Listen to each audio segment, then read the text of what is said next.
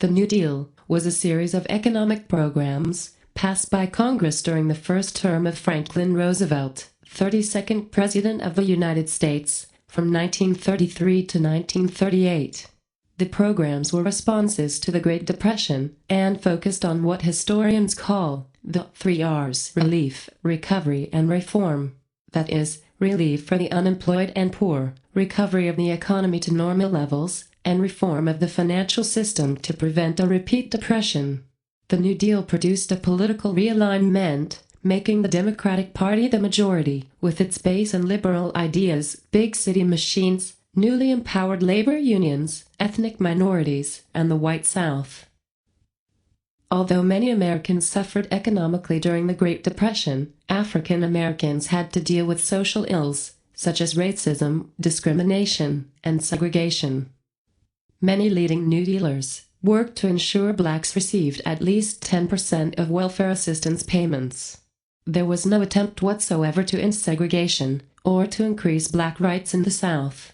Roosevelt appointed an unprecedented number of blacks to second-level positions in his administration. These black members were in the cabinet known as the Federal Council of Negro Affairs, renamed the Black Cabinet, which was an informal group consisting of black public policy advisors to President Roosevelt. This was a creation of one of the New Deal agencies. After what had happened in the Great Depression and the disenfranchisement of the black American, especially after Reconstruction in the American South, Roosevelt worked with several big city mayors to encourage the transition of black political organizations from the Republican Party to the Democratic Party from 1934 to 1936, most notably in Chicago. The black community responded favorably, so that by 1936 the majority who voted, usually in the North, were voting Democratic. This was a sharp realignment from 1932, when most African Americans voted the Republican ticket. New Deal policies helped establish a political alliance between blacks and a Democratic Party that survives into the 21st century.